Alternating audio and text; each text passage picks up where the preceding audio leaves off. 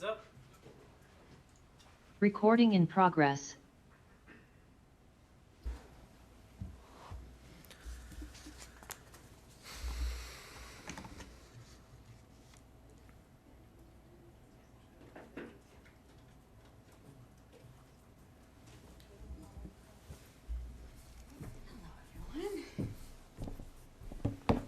Good afternoon, everybody. My name is JP Tasker. I will be today's moderator for this press conference. We have Carla Qualtrough, who's the Minister of Sport and Physical Activity. She's here today to make an announcement about new safe sport measures. Over to you, Minister. À vous la parole. Thank you very much. Bonjour tout le monde.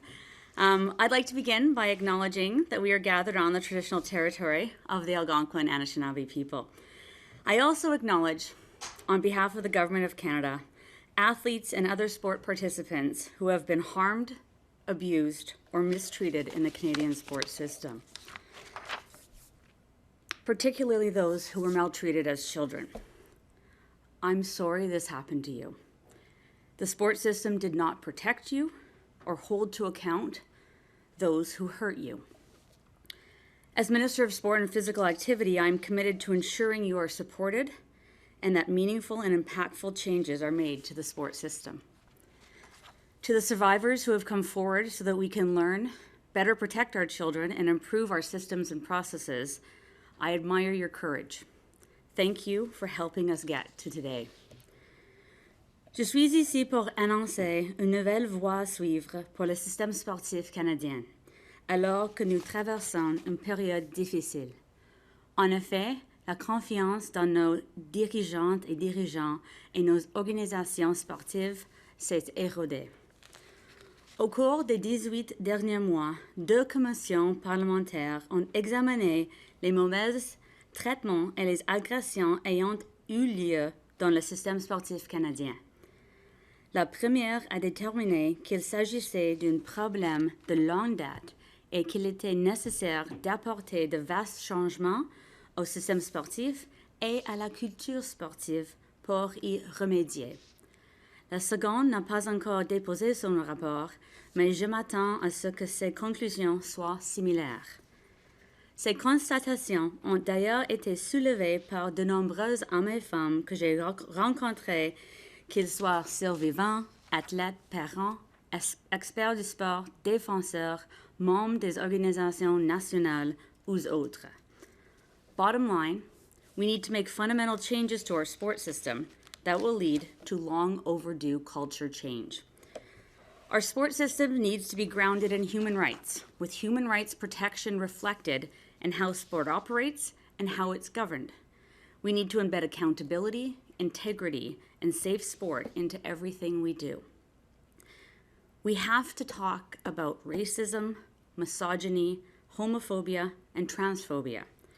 We have to talk about the negative, inappropriate, and dangerous behavior that's been normalized and even perpetuated by sport culture that is toxic and makes sport unsafe. We have to talk about roles and responsibilities. Parents, athletes, officials, administrators, volunteers, coaches, and fans, we all have a role to play. Our government is committed to ensuring that all athletes and sport participants have a safe and positive experience in sport. So to that end, I'm announcing a formal independent mechanism to review the Canadian sports system. I'm also announcing some immediate actions to address concerns raised by survivors and highlighted through the parliamentary committee processes. First, we are creating an independent, impartial Future of Sport in Canada Commission. Over 18 months, the Commission will provide a forum to bring to light lived survivor experiences, support healing, and engage broadly on how to improve the sports system in Canada. The Commission will be trauma-informed, survivor-centered, and human rights-based. The Commission will report its findings publicly, and it will make recommendations in 2 specific areas. First, actions that can be taken to improve safe sport in Canada, including trauma-informed approaches to support athletes in the disclosure of and healing from abuse in sport. And second, actions that can be taken to improve the sports system in Canada writ large, including issues related to policy, funding, structures, governance, reporting, accountability, conflicts of interest, system alignment, culture, and legal considerations. Following engagement and a preliminary public report, the Commission will hold a national summit where participants can deliberate on the Commission's initial findings and recommendations to inform its final recommendations. The Commission will be made up of 3 individuals. Leading the Commission will be an independent legal expert appointed as Commissioner. This individual will be both independent from government and independent from the sports system.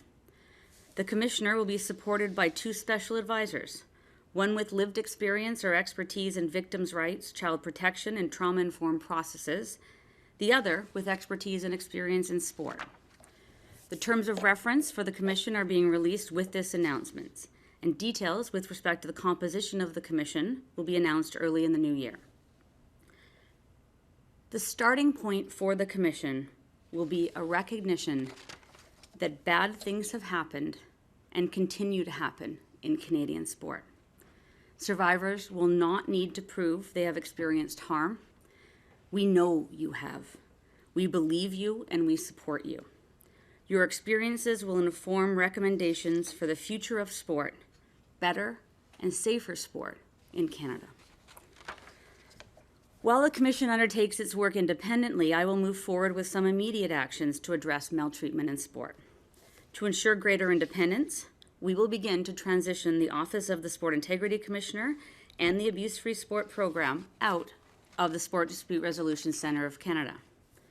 To bolster the voice and input of athletes across the sports system, we will increase the organizational capacity of Athletes Can, the voice of Canada's national team athletes.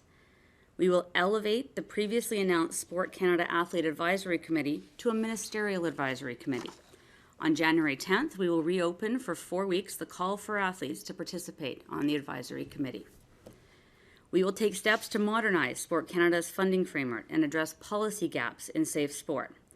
This will include a new integrated funding model with strengthened accountability measures and more streamlined risk-based compliance. We will develop a sport integrity framework for Canada. This will consolidate existing integrity policy and include new policies to be developed around safeguarding children and match manipulation. Finally, recognizing that safe sport is an international issue, I am initiating an international work group on integrity in sport. Chaque jour, je redécouvre les aspects positifs du sport. Je repense aux raisons pour lesquelles le sport est important pour tant de Canadiens et Canadiennes. La pratique sportive peut émoblir les personnes et les vies. Le sport peut rassembler les gens et les communautés en mettant de côté leurs différences. Canadians deserve a sports system that reflects and celebrates our values of equality, fairness, and inclusion. Canadians deserve a sports system that is safe, responsible, and accountable. That's the sport I want for my kids and for yours. Thank you. Now I'm happy to take questions. Thank you, Minister. Appreciate that. So we will take questions, one question, one follow-up. We'll start in the room, and I see that there are some folks that are joining us on Zoom. If you can use the raise hand function just to indicate to me that you want to ask a question, we will get to you after we've sorted through all the folks that are here with us in the NPT. So we'll start with Davis Legrief from iPolitics. The floor is yours. Thanks very much. I just had a question about the timing of this announcement. The Bloc and several other stakeholders have been calling for this for many months. I understand you just returned to this file in the summer, but I'm wondering why is now the time to announce what you're announcing? Well, coming back to this portfolio, it was very important for me to dig in, to talk to stakeholders, to talk to as many people I could about what their desired outcomes were, what principles they thought should guide this process, what model would be the best to get to those outcomes. And that this is how long it's taken, and I'm very confident now that we've got it right. I don't think I missed this. Maybe I did. You mentioned certain accountability measures. I know some people were calling for the publishing of public sanction registries. Is that a part of this or no? That could be part of what's being reviewed. That's not being announced today. But a registry is in the works through the Abuse-Free Sport Program already, and we're working with the Privacy Commissioner and trying to figure out the details. But yes, that is absolutely in the works. Okay. Boris Prou, Le Devoir. À vous la parole. Merci, Madame la Ministre. Vous mentionnez les mots commission et non pas enquête. Repeat in English, you mentioned commission, not inquiry. Yep. Est-ce qu'il y a une différence ici? Ben, C'est quoi? C'est pas une enquête publique it's not a public inquiry under the Public Inquiry Act. In fact, it's expressly not, and you'll see that referred to in the terms of reference. This commission is modeled after the Truth and Reconciliation Commission. It's trauma-informed, victim-centered, forward-looking. There was a lot of research done into a model that we could balance the need to not re-traumatize victims or survivors, and at the same time do a real deep dive into the sport system and come up with concrete actions. So c'est vraiment the Truth and Reconciliation Commission model that we ultimately landed on. Merci de la précision. En mai 2023, votre prédécesseur, Pascal Saint-Onge, avait dit « Une enquête publique s'en vient ». Est-ce que vous brisez une promesse? Oh no, absolument. As I said, I dug in, and although that's what my predecessor said, that was the direction where we're headed. Once I did my analysis, I came to a slightly different conclusion. But Minister Saint-Onge is absolutely on board with this approach, and we as a government think this is the best way to go. Okay, Ashley Burke, CBC News. Good afternoon, Minister Qualtrough. Is abuse in sports abuse in sport a crisis? Is Yes. abuse in sport a crisis in Canada? And if not, why not call a public inquiry? From your perspective, what was the downside of that process? Well, thank you, Ashley, for the question. Abuse in sport, maltreatment, unsafe sport is absolutely a crisis in this country, and that's why we're moving forward with this commission. Again, comparing models, I hope you all know me now to be a systems thinker and someone who looks at the broader systemic impacts of processes. A public inquiry has its benefit in certain contexts, but the formality and legal rigidity of that type of process didn't lend itself to the concerns that I have around making sure it's a safe place for victims and survivors. Also, quite frankly, this is a very technical one, but sport is primarily a provincial jurisdiction, and we would have to spend a lot of time negotiating terms of references and process details with the provinces and territories. It could take a year before that negotiation concluded. And then maybe most importantly for me, we are not starting from scratch here. We do not need to revisit almost the issue of whether there's a safe sport crisis in this country. That's the starting point for this. So a 2-year process that could result in a finding that bad things happen in sport, I'll stipulate, bad things happen in sport. And we are not asking athletes, we do not want cross-examination of victims, we do not want people to have to prove they were traumatized. And quite frankly, the TRC model is a much safer approach in that context. You can say that there are sports organizations, there are committees that are have all built systems that have created harm. So at the end of all this, how are you going to hold those groups accountable? Really good question. So we've built in accountability into the terms of reference directly. A lot of the immediate actions I'm announcing today, in particular the modernization of the funding model to build in more accountability, will give the government more tools to hold organizations more to account. But my expectation coming out of the recommendations of the commission, is that they will make recommendations on how we can get past all of what you just referred to, the apparent conflicts of interest, the duplication, there's so much mistrust in this system that I'm hoping this process and the ultimate recommendation starts to rebuild that. But quite frankly, actually, I'm prepared to do whatever it takes because sport's too precious. Okay. The next question, I'm not sure if the mics are working over there, but Laurie Trudel, Radio Canada in the back, if you want to turn her microphone on, she's in the blue shirt. Bonjour, est-ce que vous m'entendez bien? Oui. Le gouvernement du Québec a déjà mis en place son propre processus de plainte indépendant avec le Comité de protection de l'intégrité. Par contre, il y a quand même plusieurs athlètes qui ont dénoncé ou qui ont fait des critiques par rapport au fonctionnement, notamment l'aspect confidentiel des recommandations. Est-ce que vous allez vous prendre en compte ces critiques-là et est-ce que vous pourriez vous inspirer du modèle québécois pour mettre en place un processus de plainte de cette façon-là, mais à travers le pays? Absolument. Alors, le Québec est en avant, toutes les autres provinces, et il y a beaucoup de leçons à apprendre de ce que Québec a fait. The challenge with confidentiality in a innocent until proven guilty framing of justice, I would say, we have to be very mindful. But we have to figure out a way forward so that people know what's going on in their teams, in their clubs, in their sports.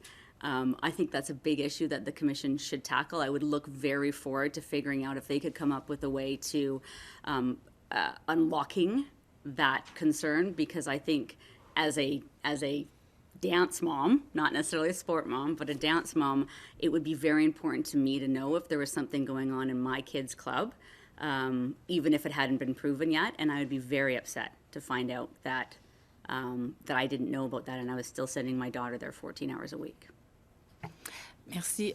Pourquoi vous avez besoin d'une commission de 18 mois pour ensuite pouvoir aller de l'avant avec un processus de plainte comme ça à travers le pays? Vous dites que le Québec est déjà en avant, donc pourquoi attendre les résultats d'une commission si vous semblez déjà être d'accord avec ce processus-là? Yeah, it's a good question. I think I'm wary of continuing to do things piecemeal when we really need a system.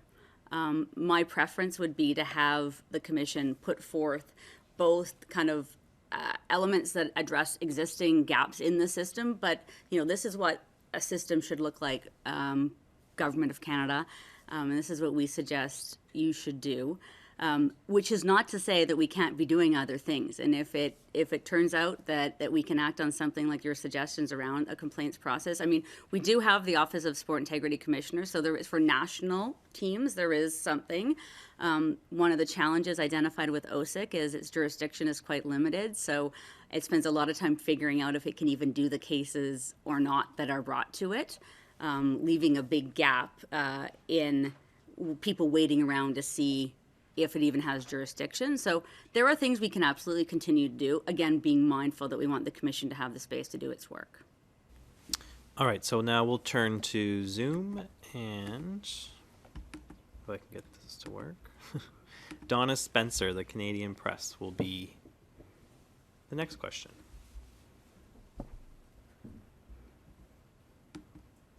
You go. Okay, Hello, okay. can you hear me? Yes, we can. Go ahead. All right. Hello, Minister Qualtrough. Will work be public? I think, Will Donna, there nice be to hear your public voice. I hearing? only got part of it. Are you asking if the reports will be public? No, will the commission's work be held in a public way? Oh, yes. Okay. So the activities of the Commission, again, there's a lot of flexibility in the terms of reference to ensure that they have the independence of process. They are given in the terms of reference the opportunity to have public hearings, public, regional meetings, subject-specific hearings. There will be an online survey. There will be an online portal for Canadians to make submissions. Victim impact statements will be a matter of right. But there's also flexibility in the terms of reference for the Commission to have in-camera sessions if that's the preference of the particular witness who's testifying. Again, respecting where that particular person might be in their journey. But absolutely, that is kind of the de facto preference, Donna, but there is an option at the discretion of the Commissioner to have in-camera sessions. Follow up, Donna? What is the budget of the commission? So again, this commission will be properly resourced. We anticipate for a 18-month process with the kind of estimated number of engagements, but again, because it's independent, they might have more or less, to be between 10 and $15 million. But it could be more, it could be a little less. Usually these things aren't less, but it could be more. Okay, thanks, Donna. Rick Westhead from TSN. The floor is yours.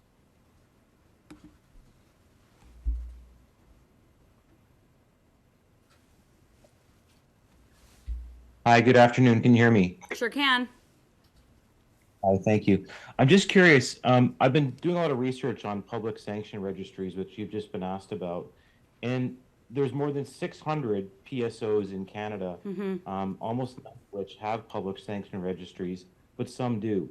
There's a huge inconsistency there, and I'm wondering, within the next 2 years, before this commission's work is done, what kind of guidance will provincial sport organizations be getting so they can deal right now with the people who have been sanctioned, but whose identities are being kept from the public? Yeah, thank you for that question. We are currently working very closely with the PT ministers of sport and physical activity or recreation, depending on the province, because of course PSOs are provincial. We are looking at each province submitting a plan and a way forward on this particular issue. We're trying to streamline processes so that there's not inconsistency across the country. We can offer the services of OSIC to a particular province if they would like to avail themselves of it, but of course we can't impose OSIC on a provincial jurisdiction. We can get to some members and some PSOs, like Volleyball Canada is a very good example. They have voluntarily signed all of their members, all of their provinces up to be covered by the Universal Code of Conduct for Maltreatment in Sport. That's a mouthful. But it is an ongoing challenge within the sport system of how fragmented and how cross-jurisdictional a lot of these organizations are. So we're working on it, but I don't have a timeline where we'll have that figured out. Follow up, Rick? Yes, thank you. Hockey Canada said that in its first year, its independent third party received more than 1,800 complaints of misconduct. And just today, the Ontario Hockey Federation said it received more than 700 misconduct complaints in its first year of tracking these numbers. I'm wondering if you or your staff actually know how many people across Canada are either suspended or banned outright from participating in sports by sanctioned provincial and national organizations. My honest answer is no. That's a big problem.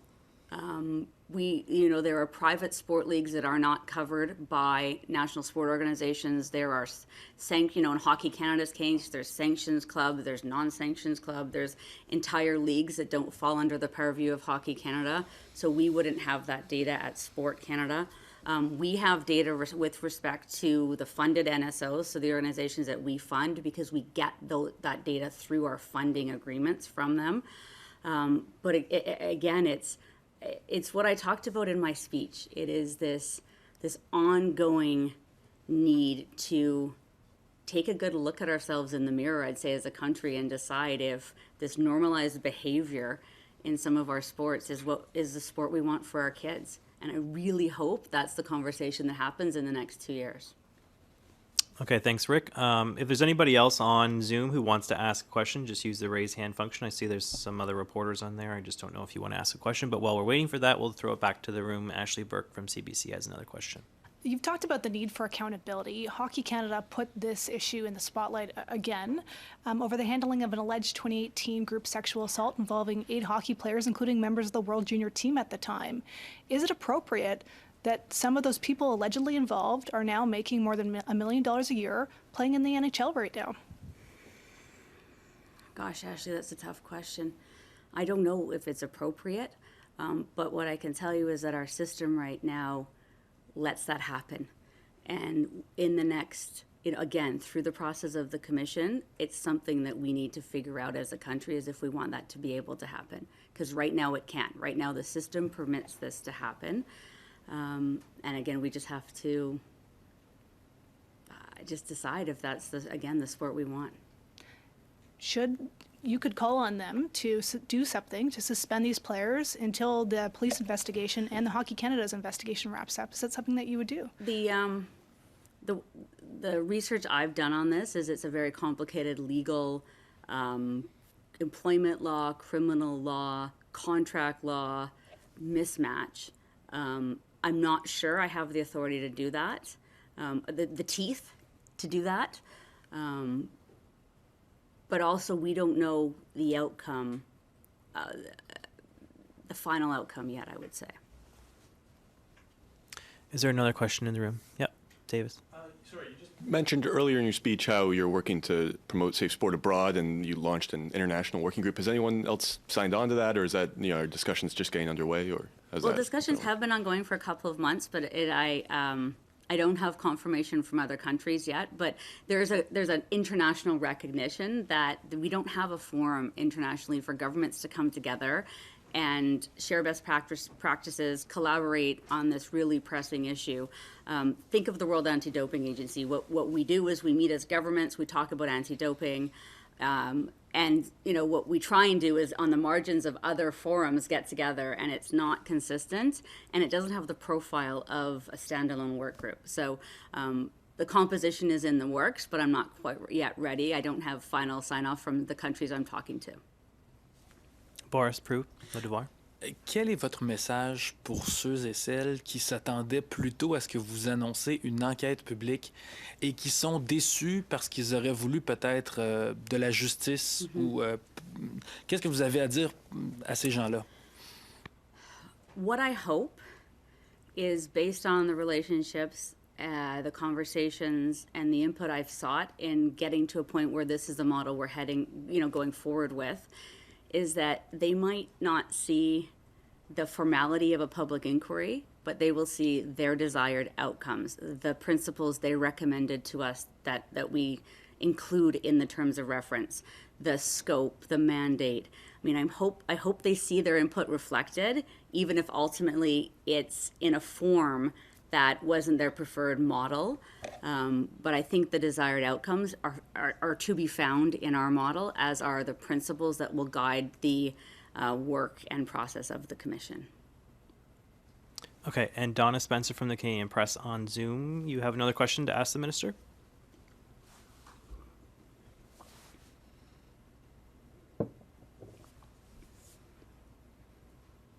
Yes, thank you.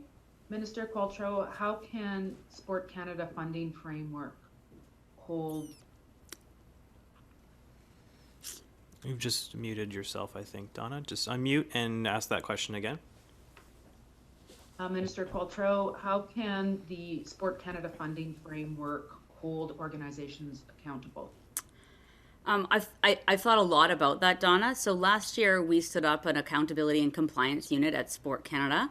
And at the same time, we have a funding framework that's called the Sport Funding Accountability Framework.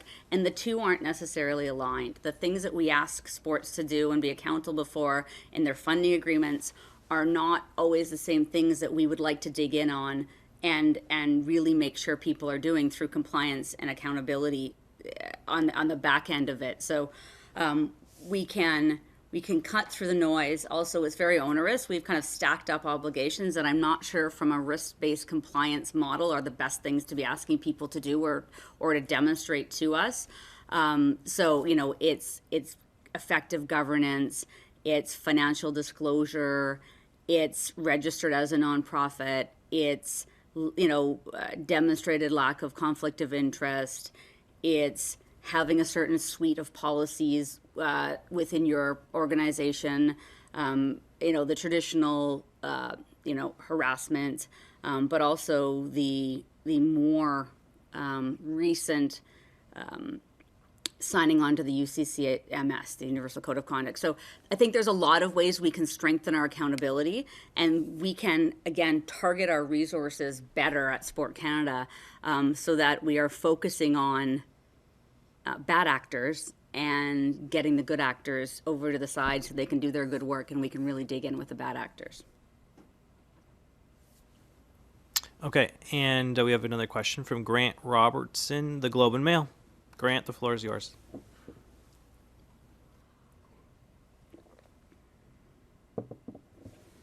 Hi, I hope you can hear me. Sure can. Quick question.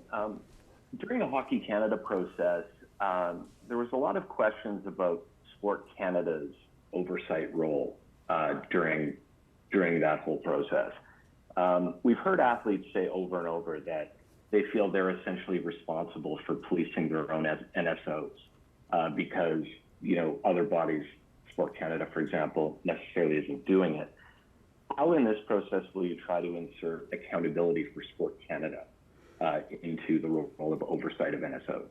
Well, I think that's the other side of the coin that I was just talking about. So having now a compliance and accountability unit, which with expertise in those functions, as opposed to a more sport administration function, where you work closely with the sport community, which has historically been the role of Sport Canada, will allow us as well to be better at holding organizations to account, and then conversely being held to account through transparent kind of release of this information when something goes wrong. You know, I would expect someone to be able to look at us and say, you didn't do what you said you were going to do. And it's all very murky right now. Okay, thank you. Do you have a follow-up question? No, thank you. Okay. If I may, JP. Yeah, final question from Boris. Madam Qualtrough, you've been Minister of Sports before, in between 2015 and 2017, I believe. Did you see all that coming, all that we saw last year, the abuse in sports and so on? Could you have prevented it at the time you were Minister? It's a question I've asked myself a lot, and I'm sorry I didn't dig in more in my first go-round in this job. You know, at the time, the safe sport issue, the integrity in sport issue was concussion. What parents and coaches and athletes and medical professions were talking about was concussion, and that's the issue we dug in over those 2 years, creating national concussion guidelines, holding a national summit, creating and developing protocols for concussion, which is absolutely a safe sport issue, an integrity issue. It was not the issue that was top of mind. It was absolutely going on, looking back. But yeah, I probably should have. I should have dug deeper.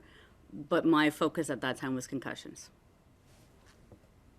I think that's all the questions we have for the Minister. Thank you so much to Minister Thank you all. Qualtrough for coming to the NBT with this announcement. That concludes today's press conference. Merci à tous.